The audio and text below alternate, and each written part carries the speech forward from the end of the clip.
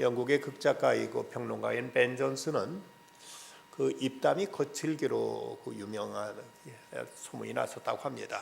특히 어느 곳에 초대받아도 음식이 마음에 들지 않으면은 거기에 대해서 아주 독설을 퍼붓기로 유명한 사람이었는데, 한번 어느 백작의 집에서 이제 만찬에 초대를 받았습니다. 근데 그날도 그 음식이 그의 마음에 들지 않았던지 그가 내뱉는 말이, 아니 사람을 불러놓고 이걸 먹으라고 이거 주다니 이 음식은 영락없이 돼지먹이구만 하고 이렇게 말했습니다. 근데 백작 부인이 그에게 다가가서, 어머나 제가 봐도 정말 돼지먹이네요. 그래서 한 접시 더 드릴까요? 라고 말하더랍니다. 완전히 이 사람은 돼지 요리라고 했다가 자기가 돼지가 돼버리고 말았습니다. 사람이 아무리 똑똑해도, 아무리 사람이 잘나고 인물이 좋아도 덕이 없으면은 어디서는 환영받지 못합니다. 인간에게 그 무엇보다도 중요한 것은 바로 덕성이라고 말할 수가 있습니다. 어떤 여자분이 이런 실수담을 얘기한 적이 있습니다.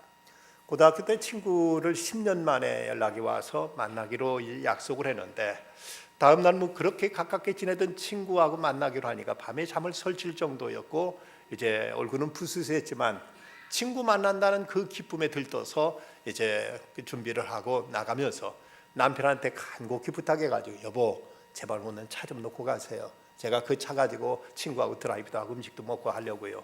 그래서 남편을 졸라서 차를 이제 자기가 운전하기로 열쇠를 건네받았습니다.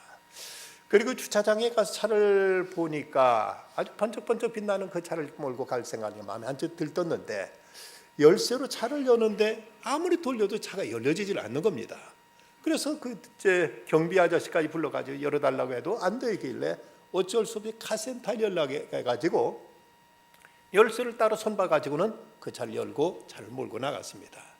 모처럼 친구 만나서 저 일산 자유로를 달리고 음식당에 가서 음식을 맛있게 먹고 수다를 떨고는, 그리고 이제 돌아오려고 주차장에 나가 보니까 차가 보이지 않는 겁니다.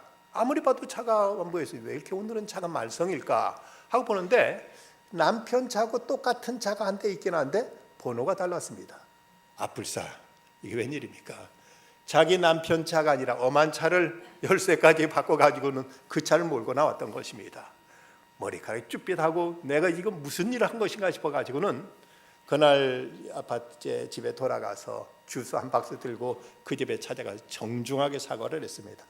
그랬더니 남자가 기가 막힌 듯이 껄껄 웃으면서, 살다 보면 이럴 때도 있지요 하고 이런 바람에 그 엄청난 실수를 그저 그렇게 마무리할 수 있었다고 합니다. 이런 실수들이 또 살다 보면 있을 수 있는 것이죠. 이런 일 때문에 서로 얼굴 붉히고 다투고 싸우다 보면 우리가 살아가는 삶의 자리는 늘 불편할 수밖에 없을 것입니다. 논어에 보면 이런 이야기가 나옵니다. 제강자가 공자에게 묻습니다. 무도한 죄인은 사형으로 엄히 다스려서 백성으로 하여금 겁이 나도록 해서 유덕한 방향으로 나가는 것이 어떻습니까? 그저 공자 선생님 대답하시는 말씀, 그대 스스로가 착하고자 하면 백성은 저절로 착해질 것이요, 군자의 덕은 바람이요 소인의 덕은 풀이라 했으니 바람을 맞으면 풀은 반드시 머리를 숙이는 법이요. 공자의 대답처럼 죄인을 다루는데 무조건 포악한 수단으로만 다스리게 되면 그건 바람일 수가 없고, 그 포악한 밑에는 그저 풀이 다만 눕는 척할 뿐이기 때문에 그들에게도 백성을 다스리는 데 있어서도 무엇보다도 덕치가 가장 중요하다고 이렇게 설파하셨다고 합니다. 오늘 로마서 15장 말씀은 14장과 이어진 내용으로, 14장에서는 그 우상에게 제사 지낸 그 제물 먹는 문제를 다루고 있습니다. 그 당시 로마 사회에서는 그곳에서 이제 사람들이 시장에 가서 고기를 사다 먹게 되면 그 고기는 거의가 다 한번 우상에게 제사를 드렸던 제물이 다 시장에 나와서 이거 팔리곤 했습니다. 그러다 보니까 이제 소위 예수 믿는 그리스도인들 가운데서는 이런 음식을 사다 먹는 것이, 이것이 과연 괜찮은 것이냐, 이걸 먹으면 우상에게 같이 이제 제사하는 이런 꼴이 되지 않느냐 하고 여기에 대해 부정적으로 생각하는 사람들이 있었습니다. 하지만 사울은 이런 음식 문제는 가릴 필요 없다. 우상이라는 본래 없는 것이고, 거기다 제사 드렸다고 해서 우상이 거기다 무슨 침 발라 놓고 가는 것도 아닌데 그냥 거리낌 없이 먹으면 된다고 이렇게 이제 가르쳤습니다. 하지만 그러나 어떤 사람, 믿음이 약한 사람들 중에서는 그래도 이렇게 우상한테 제사 지낸 음식을 먹게 되면 거기 귀신이 달라붙던지 이것 가지고 시험이 들 수 있는 사람이 있다면 그런 사람을 위해서 이제 차라리 음식을 먹지 않는 게 좋다. 그러니까 내가 중심이 아니라 저 상대방의 믿음에 따라서 이런 데서 이제 굳이 거리 빗길 필요 없지만 그 사람 믿음을 위해서 때로는 함께 먹고 때로는 함께 먹지 않고 이제 같이 막 먹지 않는 이런 모습을 취하는 것이 좋다고 이렇게 말하고 있습니다. 그러면 2절에 보면 우리 각 사람이 이웃을 기쁘게 하되 선을 이루고 덕을 세우도록 할지니라 그 말씀하십니다. 여기서 덕이란 하나님 앞에 선하고 그리고 자기 자신한테도 선하고 이웃에 대해서 선한 것인데 이것이 다 일직선상에서 일치할 때는 좋습니다만은 이것이 서로 상충될 때가 있지요. 하나님께는 좋지만 사람에게는 이제 이것이 불편한 것이 있을 수 있고 내게는 편하지만 저 형제에게는 이것이 맞지 않을 때가 있다면 이럴 때 과연 어떻게 선택하는 것이 옳으냐? 먼저 하나님의 뜻을 구할 것이요 그리고 내 이익보다도 형제를 생각해서 그가 원하는 그에게 유익이 돌아가는 쪽으로 하는 것이 덕이라고 바울은 가르치고 있습니다. 여기서 그리스도인 덕을 세우기 위한 세 가지 자세를 가르쳐주고 있는데 그 첫째는 약한 자의 약점을 담당하라고 말씀합니다. 오늘 말씀 1절 믿음이 강한 우리는 마땅히 믿음이 약한 자의 약점을 담당하고 자기를 기쁘게 하지 아니할 것이라고 말씀합니다. 그래서 믿음이 강한 자는 영적으로 강한 자, 믿음이 연조가 높고 그리고 신앙생활을 더 열심히 하고 그래도 이제 믿음에 있어서 다른 이제 처음 믿는 사람보다 그것이 신앙이 깊은 이런 사람들은 저는 믿음이 약한 사람들의 약점을 담당하고 내 위주로 생각하기보다는 저 사람 편의로 저 사람 위주로 생각하고 받아들이라고 이렇게 말씀하고 있습니다. 사람들 중에 여러 가지에서 강한 사람이고 약한 사람이 있습니다. 건강도 그러고 어떤 지적인 것도 그러고 아니면 경제적인 어떤 역량도 그러고 사회적인 지위도 그러고 모든 게 강한 자와 약한 자가 혼자 살고 있다면 이럴 때 강한 사람이 약한 자를 배려하고 약한 자를 위해 줘야 되지 강한 사람이 내게 힘이 있다고 내 위주로 내 마음대로 내 하고자 하는 대로 한다면 약한 사람은 더 약해질 수밖에 없고 더 상처받게 되고 이러면 한 공동체가 이루어지지 못하게 된다는 것입니다. 이제 설사 약한 사람이 뭔가 좀 미숙하게 행동할지라도 저 사람 입장은 그 저럴 수 있겠지 저 사람은 아마 저렇게 생각하는가 보다 하고 그것을 이해하고 그것을 포용하고 그것을 수용하는 이런 자세를 해야 되지 그것도 모르느냐고 이것도 못하냐고 비판하고 정죄하는 이런 태도는 이제 신앙인의 자세가 되지 못한다는 것입니다. 미국의 어느 목사님이 그 부인과 함께 식당에 갔습니다. 그날 또 몹시 시장에서 어서 식사가 좀 나왔으면 하고 생각해서 이제 주문했는데 아무리 기다려도 밥이 나오지 않더랍니다. 한참이 지난 다음에 음식이 나왔는데 자기가 주문한 것과 전혀 엉뚱한 그 메뉴가 나왔더라는 것이죠. 이게 아니지 않느냐 했더니 이걸 가져갔는데 그러고 나서 또 얼마를 기다려서 이제 한참 기다려 음식이 나오겠는데 그렇게 그 웨이트리스가 그렇게 불친절하고 그렇게 퉁명스럽게 대할 수가 없더랍니다. 음식을 다 먹고 나오면서 음식값을 지불하고 팁을 줘야 되는데 도무지 팁을 주고 싶은 생각이 안 들어서 하나님 이런 때는 팁 안 줘도 하나님 다 보셨지요? 이런 안 줘도 되죠? 했는데 아니다 이놈아 하고 말씀하시더랍니다. 그럼 얼마요? 10센트나 한 15센트 주면 될까요? 너희는 그게 무슨 말이냐? 하고 말씀하시라는 것입니다. 그래서 이 하나님은 한참 씨름하고 줄다리기 하다가 하나님이 그에게 주시는 감동하시는 말씀이 지금이 바로 내가 선을 베풀 수 있는 기회다 하고 하나님 말씀하셔서 그는 크게 하나님 앞에 결단하고 30달러 지음식을 먹었는데 20달러를 팁으로 주었다고 합니다. 그렇게 이제 팁을 주고 나왔는데 몇 주가 지난 다음에 편지 한 통을 받았습니다. 그 편지에 그런 내용이 적혀 있었습니다. 목사님 저를 기억하세요.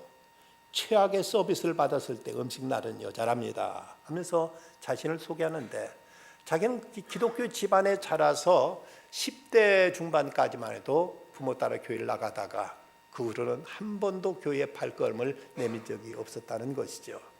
그런데 자기가 그렇게 무례하게 했던 그 손님이 오늘 TV에서 보니까 그 지역에 있는 어느 교회 목사님인 것을 알게 됐습니다. 그가 그런 얘기를 합니다. 목사님 저희 식당에 오셨을 때 주문이 뒤죽박죽이면 대개 손님들은 화를 내고 나가버리는데 두 분은 짜증 한번 내지 않으시고 많은 팁까지 주셨습니다. 저는 그 후로 제 삶의 자리로 돌아왔습니다. 목사님은 저를 못 보셨을지 모르지만 저는 요즘 매주마다 목사님 교회 나가서 예배를 드리고 있습니다 라고 이렇게 말하드립니다.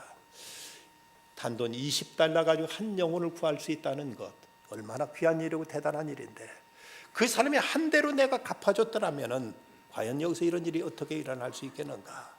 저 사람이 약함을 알고 그 사람 아직 미숙함을 알고 그런 경우에도 이제 그 사람을 받아주고 그 사람을 기뻐하도록 하라고 이렇게 말씀하고 있습니다.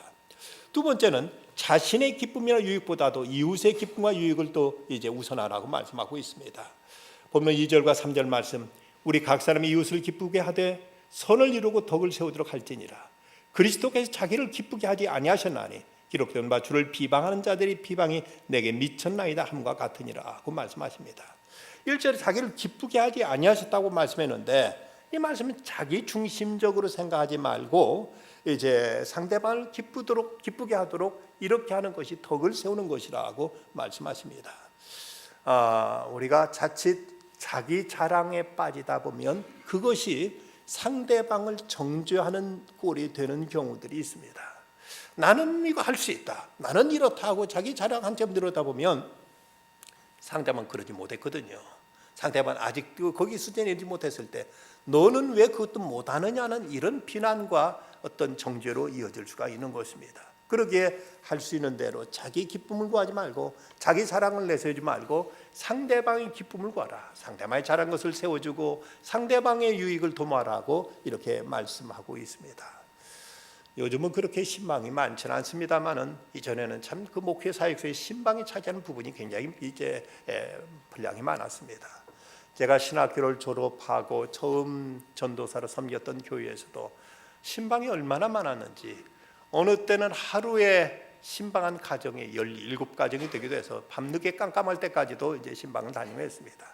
근데 그 당시 음료수 가면은 이제 대접하는 음료가 소위 그 당시 유행했던 유산균 음료 쿨피스였는데, 집집마다 가득가득 컵에다 달아지 이제 담아주면 17집을 다니며 하루 종일 마시려면 이거 참 보통 이제 난처한 것이 아닙니다. 그런데 같이 신방 다니시는 권사님들, 아이고 우리 전도사님 잘 드시네 하고 자기까지 따라주는 경우도 있었어요. 이렇게 이제 신방 다니는 게 참 그 마시는 거 먹는 것이 간단치 않은 문제가 될 때도 있는데, 어떤 목사님 그런 얘기를 하시는 소리를 들었습니다. 신방하다 보면 때로는 성도 가져 점심을 대접할 때도 있는데, 어느 곳에 갔더니 그 국수를 삶아서 국수에다가 호박나무를 이제 호박을 데쳐 가지고 이걸 고명으로 올려놓으면서 이제 나왔는데, 이 목사님 뭐 국수는 참 좋아하시기 때문에 국수는 뭐 아주 반기는데, 문제는 이 호박은 도무지 자기가 잘 먹지 못하는 체질이라서 이것 때문에 이제 이걸 어찌할까 고심하다가 그걸 안 맞는다고 먹지 않는다고 하면 얼마나 또 이분이 정성껏 차렸는데 또 상처받으실까 해서 눈 찔끔 갖고 호박나무를 먼저 후다닥 이것을 입에 넣었다고 합니다.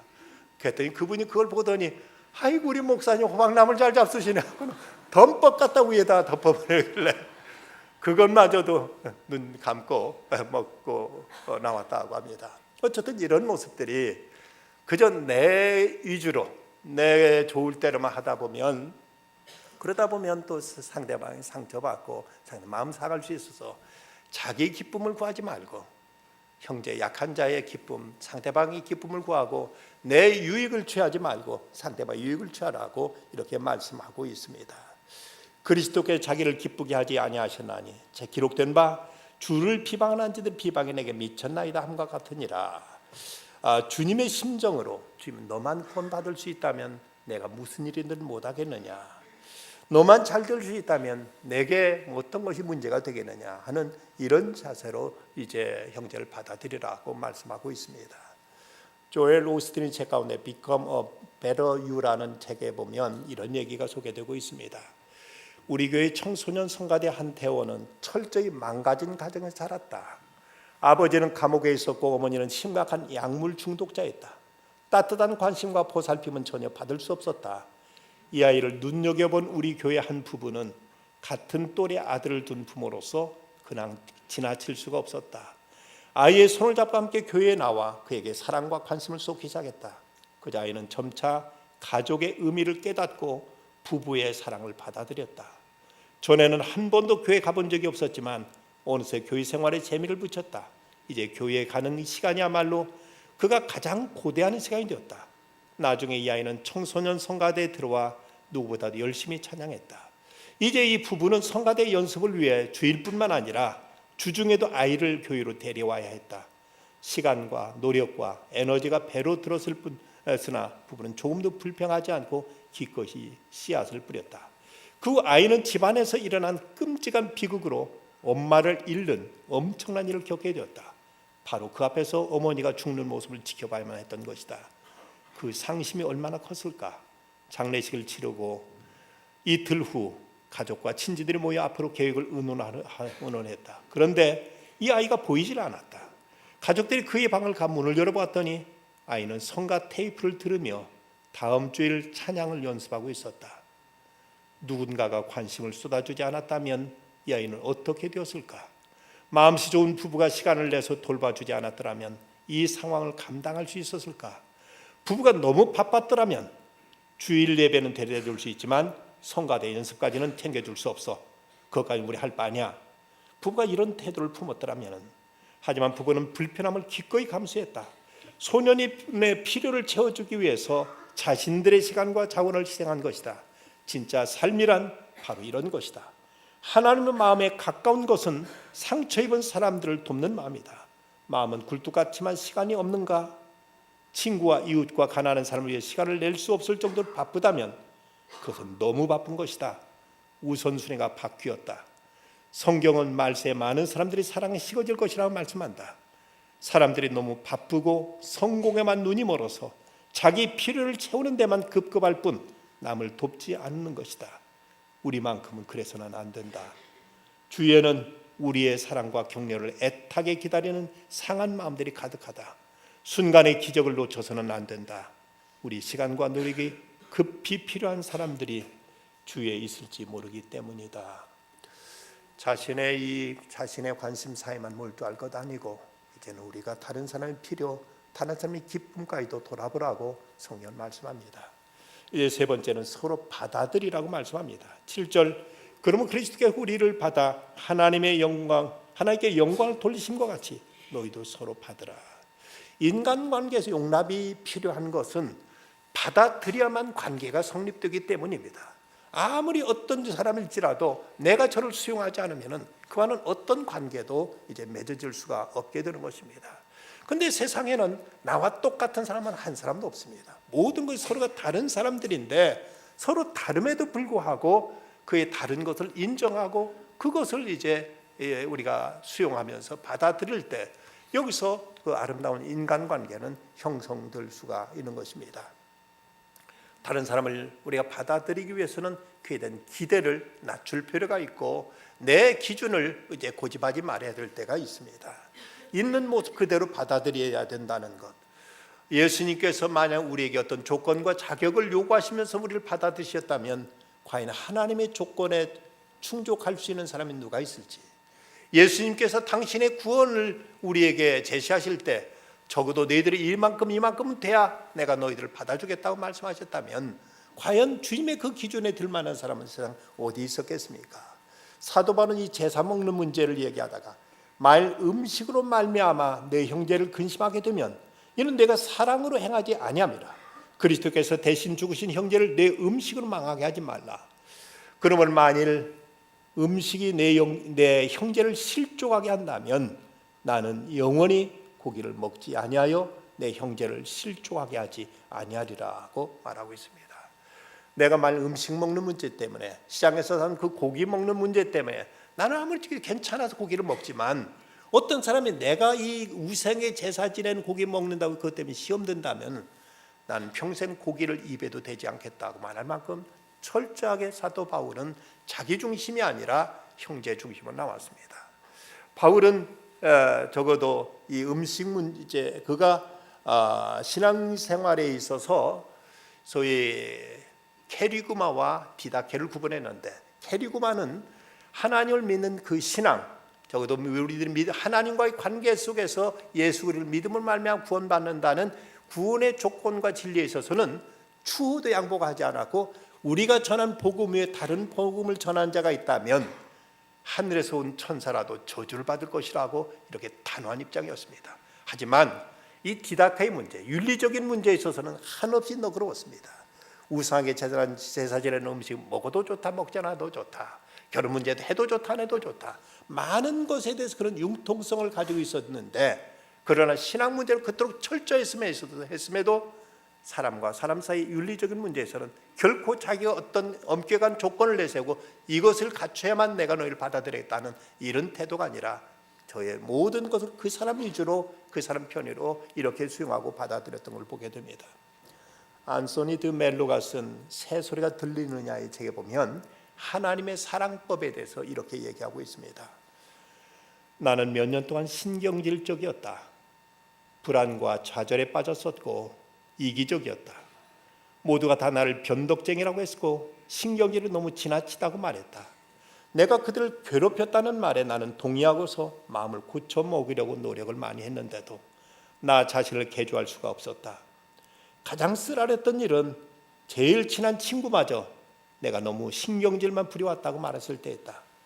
그 역시 나의 개심을 고집했다. 나는 이번에도 그에게 수긍했지만 기분이 좋지 않았다. 그래서 나는 무력해졌고 덫에 걸린 기분이었다. 그러던 어느 날 친구가 말했다. 바꾸지 말게나. 자네는 그대로 있어야 하네. 바꾸고 말고 할 게 있겠어. 나는 자네다운 자네를 좋아하네. 자네를 더욱 사랑할 여력도 없네만. 이 말이 음악처럼 내 귀전을 울렸다. 바꾸지 말아라. 절대 바꾸지 말아라. 나는 너를 사랑해. 그래서 나는 안심했고 생기를 되찾았다. 그리고 그 얼마나 놀라운가. 내가 바뀐 것이다. 지금은 내가 바뀌든 바뀌지 않든 나를 사랑해주는 그 누군가를 발견할 때까지는 실제로 내가 바뀔 수 없음을 나는 알고 있다. 하나님, 당신은 이런 식으로 저를 사랑하시지요. 그렇습니다. 우리가 바뀌기 전에 하나님은 우리를 사랑하셨고 선택하셨습니다. 우리가 다 완성된 다음에 하나님 우리를 받아주신 것이 아니라 지금도 한없이 부족하고 지금도 한없이 모자라지만 그래도 하나님은 우리를 지금도 받아주고 계십니다. 그럴진데 우리가 누구의 못을 탓할 것이며 나부터까지 바꾸지 못했는데 누가 바꾸지 못했다고 그를 함부로 정죄할 수 있겠습니까? 우리가 그분의 사랑 안에 녹아져 새로운 사람이 되고 하나님 능력을 경험했다면 주님께서 우리를 받아주신 것처럼 우리 또한 형제를 받아들이고 그를 그대로 인정할 줄 아는 이런 아량과 포용이 우리에게 필요합니다. 영국의 엘리자베스 1세가 당시 남아프리카 연방의 통합을 위해서 전략적으로 중요한 역할을 하고 있던 남아프리카의 그 추장 몇 사람을 영국 왕실로 초대해가지고 만찬을 열었던 적이 있었습니다. 저들에게 사전에 다 오리엔테이션을 다 했습니다. 여왕과 만찬할 때는 반드시 나이프 가지고 고기를 자르고 포크로 찍어서 드시고 또 식사 예법은 이러이러합니다 하고 이렇게 그들에게 사전에 다 교육을 시켰는데 막상 이제 그 만찬이 열리는데 아프리카에서 온 한 추장 한 사람이 평소에 한 번도 써보지 않던 그 나이프하고 포크를 가지고 음식을 먹으려고 하니까 영 뭐가 안 되었던지 그냥 손으로 덥석 집어서 음식을 먹는 것이었습니다. 이걸 보고 옆에 있던 강료들은 바짝 긴장했습니다. 이런 여왕 앞에서 함부로 이렇게 아프리카 저 새카만 나라에서 온 이제 추장 하나가 이렇게 무리하게 식사를 하대.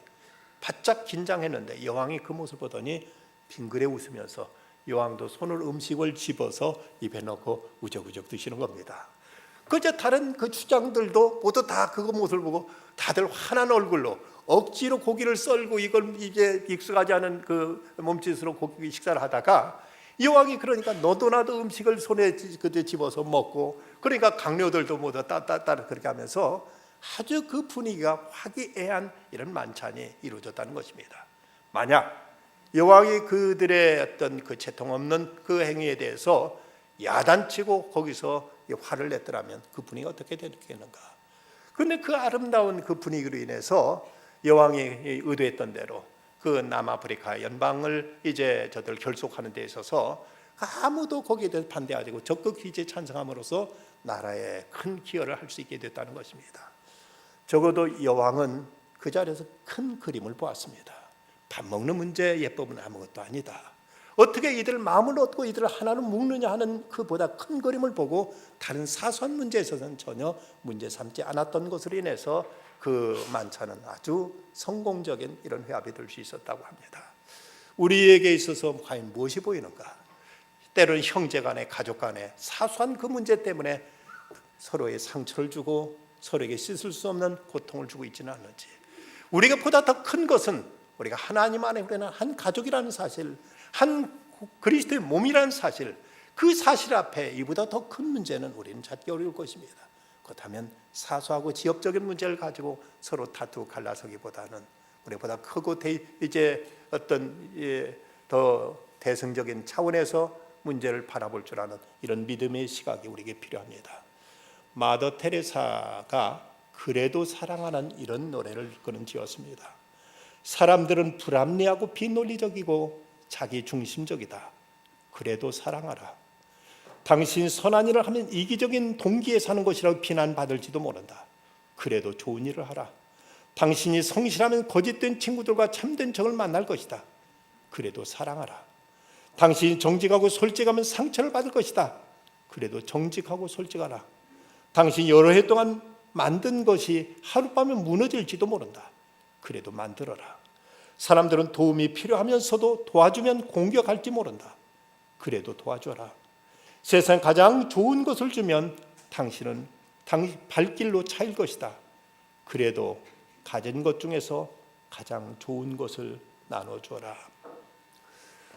남편 없이 홀로 아이를 어렵게 키우는 한 여인이 있었습니다. 아이에게 먹이려고 동네 슈퍼에 가서 분유통을 하나 이제 들고 가지고 있는 돈 10,000원을 내밀었더니 그 슈퍼 주인이 하는 말이 그 분유가 16,000원입니다 라고 말하니까 이 여인은 힘없이 그 분유를 놓고 이제 나옵니다.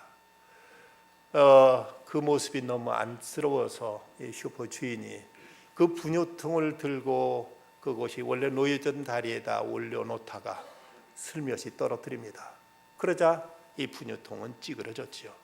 이 부위 가는 부인을 불러가지고 찌그러진 분유는 이것은 절반값에 팝니다 하고 이렇게 말합니다. 반색을 하면서 10,000원짜리를 내밀자 2,000원을 거슬러 주고 그것을 이제 분유를 그녀에게 주었습니다. 그녀는 8,000원에 이제 분유를 사가면서 그는 한없이 고마움을 느꼈고, 그리고 그 슈퍼 주인은 8,000원에 그 커다란 행복을 살 수 있었습니다. 우리는 세상에는 강한 사람도 약한 사람도 부한 사람도 가난한 사람도 그 높은 사람도 낮은 사람도 함께 섞여 살고 있습니다. 그럴 때 강한 자가 약한 자의 약점을 담당해야만, 가진 자가 없는 자를 품을 수 있어야만, 높은 사람이 아랫 사람을 이제 받아줄 수 있을 때만 이 공동체는 아름다운 공동체로 바꾸어질 수 있습니다. 지혜자는 말합니다. 가난한 자와 부한 자가 함께 살거니와 그 모두를 지으신 이는 여호와시니라. 하나님께서 세우신 세상에 하나님은 모든 자들이 더불어 함께 살기를 원하시고 품고 같이 아름다운 공동체를 이루기를 원하십니다. 이렇게 약한 자의 약점을 담당하고 서로의 기쁨과 유익을 구하며 받아들이게 될 때 5절과 6절 말씀, 인내와 위로의 하나님이 너희로 그리스도 예수를 본받아 서로 뜻이 같게 하여 주사 한 마음과 한 입으로 하나님 곧 우리 주 예수 그리스도의 아버지께 영광을 돌리게 하려 하노라 말씀하십니다. 이렇게 주의 뜻이 이루어질 때 우리 안에 평화가 넘치게 되고 하나님의 영광이 가득하게 될 것입니다. 이 은혜가 함께 하시기를 간절히 기원합니다. 기도하시겠습니다. 고마우신 아버지 하나님, 한없이 부족하고 허물만한 저희지만 주님은 저희를 하나님의 자녀로 받아주셨고 오늘도 이렇게 예배의 자리로 불러주신 것 감사합니다. 아버지 하나님, 주께로부터 조건 없는 사랑을 받은 저희오니 저희들 할 수 있는 대로 모든 이웃과 더불어 평화를 누릴 수 있게 하여 주시고 하나님이 그리스도의 사랑으로 서로를 세우며 서로를 위하며 서로의 기쁨을 구하는 중에 아름다운 공동체가 이루어지게 하여 주시옵소서.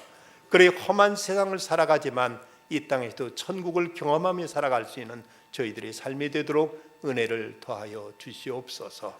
저희를 받아주신 예수 그리스도의 이름으로 간절히 기도드리옵나이다. 아멘.